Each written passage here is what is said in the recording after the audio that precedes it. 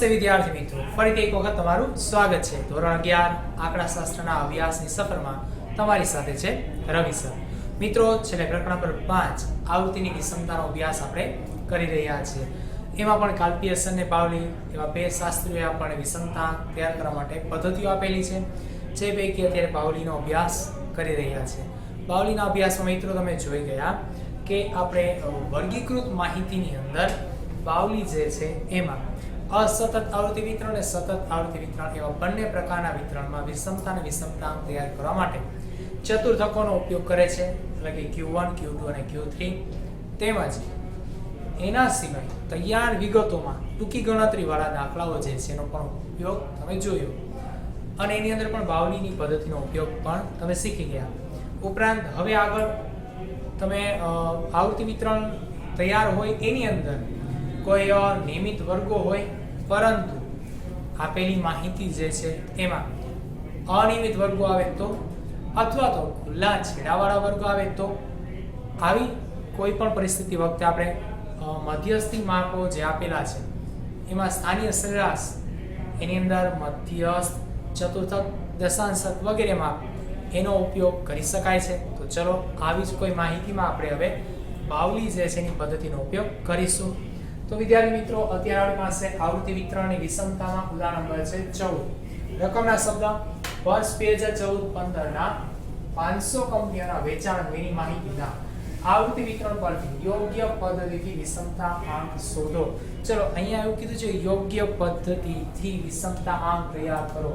ખાસ આની પહેલા આપણને ક્યાંય એવું કીધેલું હતું કે યોગ્ય પદ્ધતિ બાવલી અથવા તો કાલ્પિયસન આવું કહી દીધેલું હતું. તો આજના બે મુદ્દા શીખવાના રહે છે. એક તો આપણી પાસે નિયમિત આવૃત્તિ વિતરણ ન હોય ત્યારે, અને બીજું માહિતીમાં એવું કીધેલું હોય યોગ્ય પદ્ધતિથી વિષમતા આંક શોધો.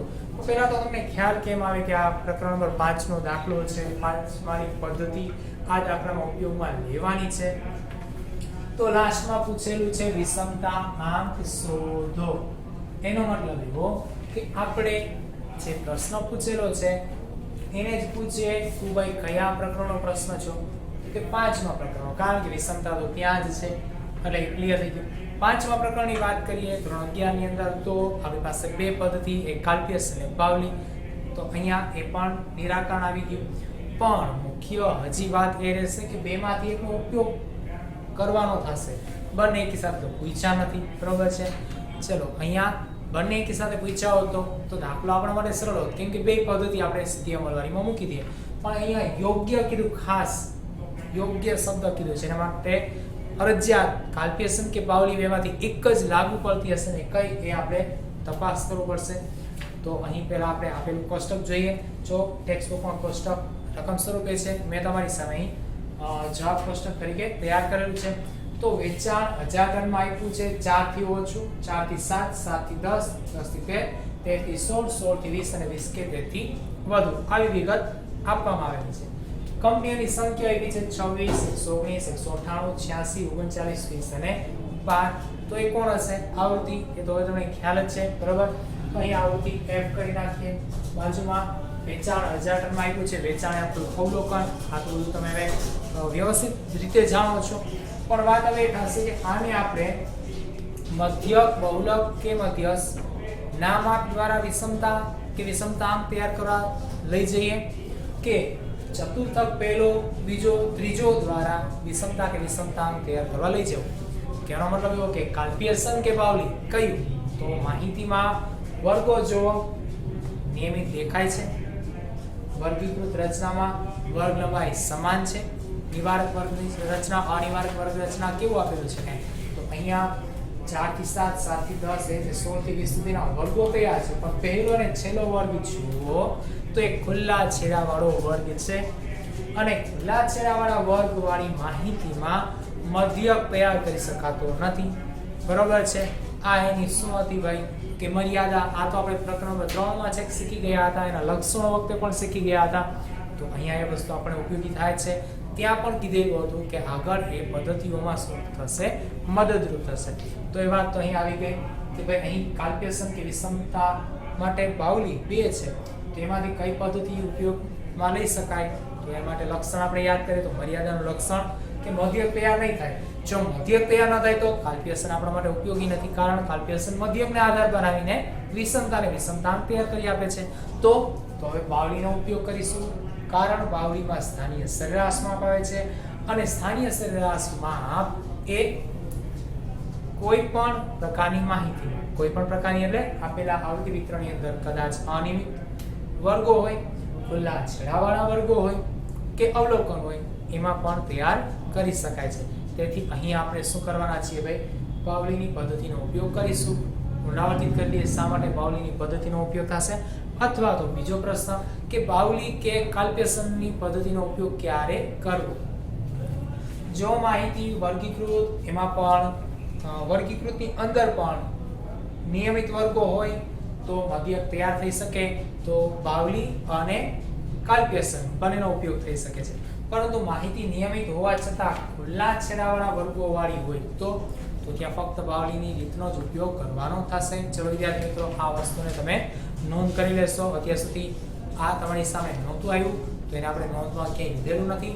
હવે આ પદ્ધતિ તમારી સામે આવી ગઈ છે, બાવલી અને કાલ્પ્યસન, તો બેને ઓળખો છો, એટલા માટે આ પ્રશ્ન હવે અહીંયાથી તમારે નોંધ કરવાનો થશે કે બંનેમાંથી કોઈ એક ચોક્કસ પદ્ધતિનો જ ઉલ્લેખ કરેલો હોય અથવા તો ઉલ્લેખ નથી કરેલો ને આપણે એક જ પદ્ધતિનો ઉપયોગ કરવાનો થતો હોય તો શા માટે.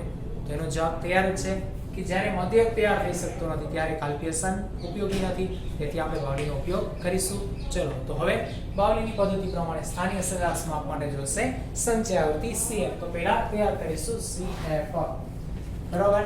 તો હવે 26 કે તેથી ઓછા કોઈ નથી એટલે 26 પ્લસ 119 કરીએ તો અહીંયા 6 9 15 વધી 1 2 ને 3 3 ને 4 145 થઈ ગયા, બરાબર છે. હવે આગળ 145 માં 199 નાખવા છે તો 8 5 13 વધી 1 4 ને 5 5 ને 9 14 વધી 1 1 ને 2 ને 3 343 પ્લસ 86 કરીએ ભાઈ 6 3 9 8 4 12 વધી 1 3 ને લાગુ પડશે 3 ને 4 429 થયા પ્લસ 39 કરવા છે તો 9 ને 9 18 વધી 1 3 3 3 6 468 પ્લસ 20 કરીએ તો 488 પ્લસ 12 કરીએ તો 500.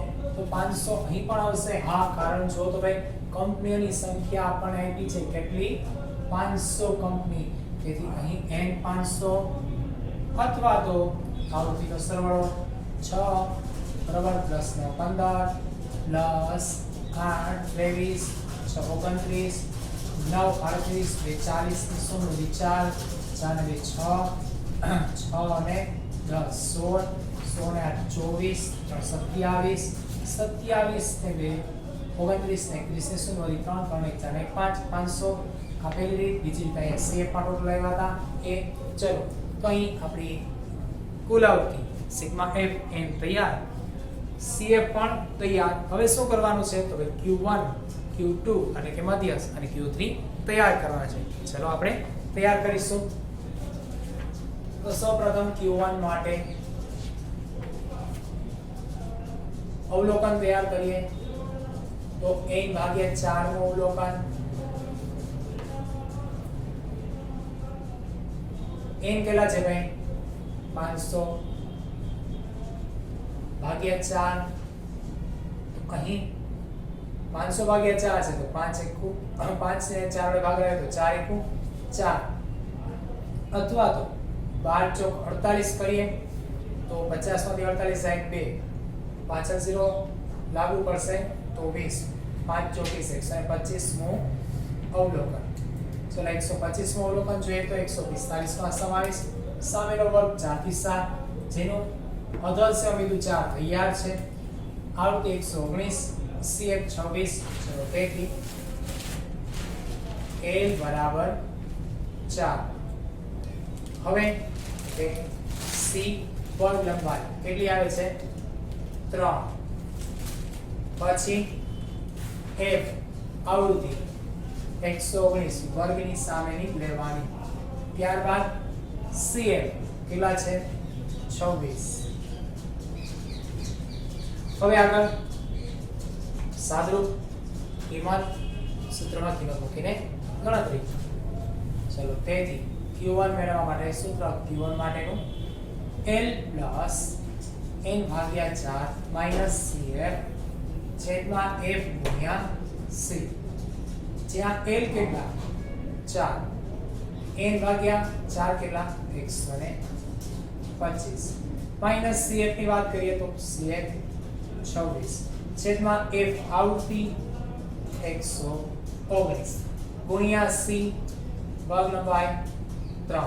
ચલો હવે સાદું આપતા જઈએ તો હવે 4 પ્લસ 125 માંથી 26 બાદ કરવાના એટલે 99 વધે.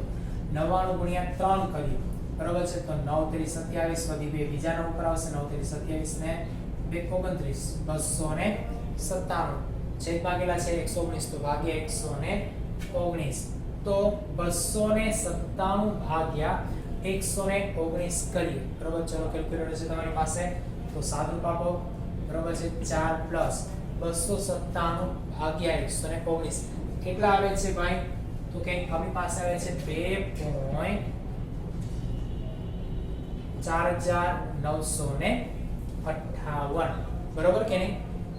તો હવે પ્લસ કરીએ 4 તો 6.50 રાઉન્ડ ફિગર સહિત કિંમત.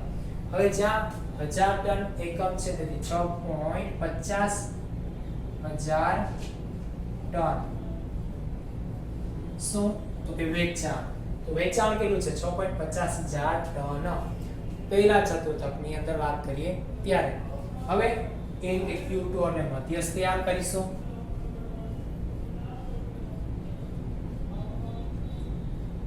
તેથી n ભાગ્યા 2 નું અવલોકન તો n 500 ભાગ્યા 2 250 નું અવલોકન. ચલો તેથી l 250 સમાવેશ થતા હોય એવો વર્ગ તો 7 થી 10 જ્યાં 250 આવે છે અદસના બિંદુ 7 સામેની આવૃત્તિ 198 એની સામેની CF જેની ઉપરની CF લેવાની થશે જે 145 તો ક્રમશઃ કિંમત l 7 એ જ વર્ગની વર્ગ લંબાઈ 10 - 7 કરો તો 3 તેથી c 3 ઉપરાંત આવૃત્તિ f 158. ત્યારબાદ હવે આગળ બાકીની કિંમતો નોંધીએ તો CF 145 થશે. હવે આગળ સૂત્ર અને સૂત્રમાં કિંમત તો મધ્યસ્થ વાળું સૂત્ર લઈએ જે Q2 નું સૂત્ર થશે L પ્લસ n ભાગ્યા 2 માઈનસ CF છેદમાં F ગુણ્યા C, જ્યાં L ની કિંમત 7 પ્લસ n ભાગ્યા 2 તો 250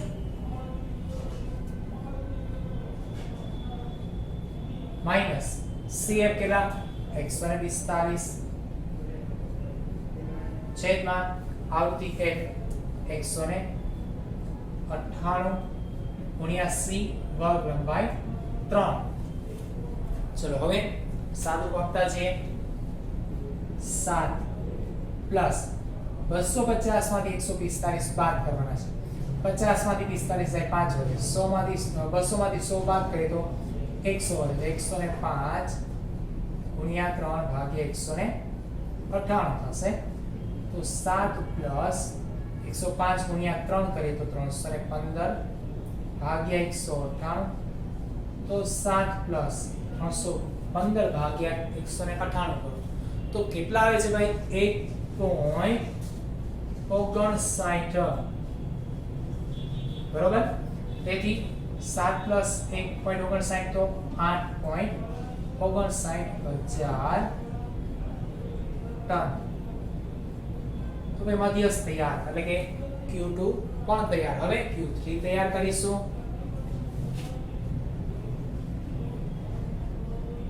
તો Q3 માટે શું થશે ભાઈ તો કે 3 ગુણ્યા કઈ કિંમત તો કે Q1 માટે લીધી કિંમત n ભાગ્યા 4 વાળી 125 ડાયરેક્ટ મૂકી દઈએ તો ચાલે કારણ કે કિંમતની ગણતરી સમાન થશે. નું અવલોકન તો કેટલા થશે ભાઈ? 375 નું અવલોકન. 375 નું અવલોકન એના માટે સૂત્રમાં રહેલા ઘટકોની કિંમતો વર્ગોમાં જઈને તપાસીએ તો પહેલા 375 નું અવલોકન ક્યાં સમાવિષ્ટ થશે? તો કે CF 429 ની અંદર, જેની અંદર રહેલા વર્ગોમાં વર્ગ છે 10 થી 13, એની સામેની આવૃત્તિ 86 અને એની ઉપરની છે 343, તેમજ વર્ગ લંબાઈ 3, જેમાં 10 થી 13 ની અંદર અધઃસીમા બિંદુ થશે 10, C વર્ગ લંબાઈ 3, ઉપરાંત આવૃત્તિ F આવૃત્તિ છે 86 અને CF 343.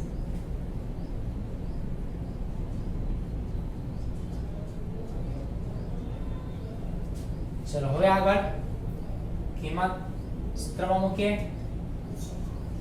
તો તેથી સૂત્ર Q3 બરાબર L પ્લસ 3 ગુણ્યા N ભાગ્યા 4 માઈનસ CF છેદમાં F ગુણ્યા C, જ્યાં L કેટલા?